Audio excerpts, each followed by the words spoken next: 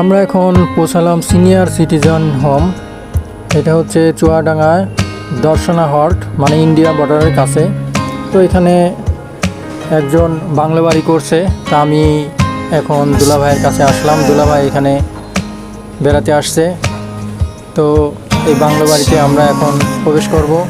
তো এখানে নার্সারি আছে, পাশে আমরা দেখতে পাচ্ছি সবজি চাষ করছে এবং কিছু মানুষ মাছ মারতেছে।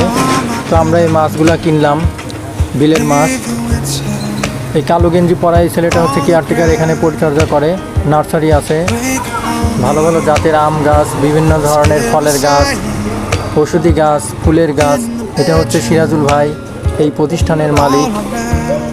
উনি এই আবাসিক প্রতিষ্ঠানটা এখানে বাংলা বাড়ি করছে। তো আমরা আমাদেরকে ঘুরে ঘুরে দেখাচ্ছে। এটা হচ্ছে আলু বোখারা গাছ। তো এখানে অনেক সবজি আছে, টাটকা সবজি রান্না করে এখানে খাওয়া হয়।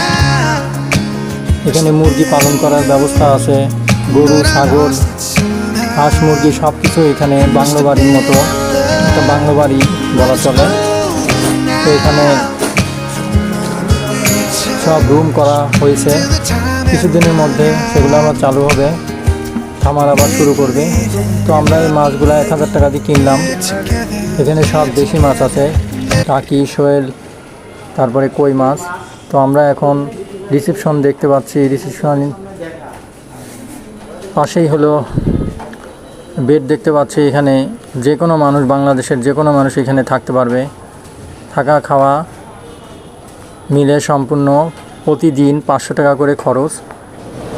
তো যাই হোক, আপনারা যারা ডোনার করতে চান এখানে বিভিন্ন কিছু ডোনার করতে পারেন, তাহলে সহযোগিতা হবে অনেকের জন্য। আসসালামু আলাইকুম।